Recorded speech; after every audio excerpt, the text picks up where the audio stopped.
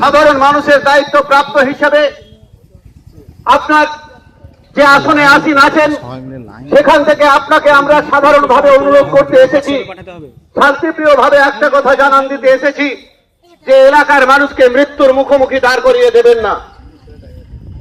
আমরা সাধারণ মানুষ, আমাদের কাছে কোনো দল নাই, আমরা শুধু বেঁচে থাকার স্বার্থে লড়াই করতে এসেছি।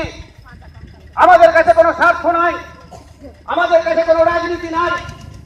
সমস্ত রাজনৈতিক ভাবনা চিন্তা উঠে উঠে আমরা সাধারণ মানুষের হয়ে, সাধারণ মানুষের জন্য, আমাদের নিজেদের বাঁচার তাগিদে আমাদের এই লড়াই।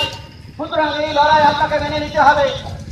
আজকে ডক্টর পি মন্ডল থাকবেন না, কিন্তু অন্য কেউ থাকবেন আমরা জানি, কিন্তু সেই পি মন্ডলের স্থানে কোন ডাক্তারকে রিক্রুটমেন্ট না করেই হঠাৎ করে পি মন্ডলকে তুলে নেওয়া আমরা জানি আইনগত ভাবে অন্যায়। সাধারণ মানুষের উপর মৃত্যুর বোঝা চাপিয়ে দেওয়া আপনিও জানেন এবং বুঝতে পারছেন। যেহেতু আপনি শাসন বিভাগের সবচেয়ে বড় চেয়ারটিতে বসে আছেন, তাই আপনার কাছে এটি অজানা নয়।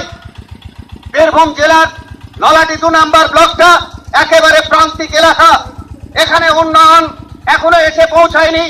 সরকার এখানে এখনো নজর দিতে পারেননি, তাই উন্নয়নের সব রাস্তাকে বন্ধ করে দিয়ে সাধারণ মানুষকে আবারও আরেকটা মৃত্যুর মুখোমুখি লড়াইয়ের জন্য দাঁড় করিয়ে দেওয়া আমাদের মনে হয় এখন সমীচীন নয়।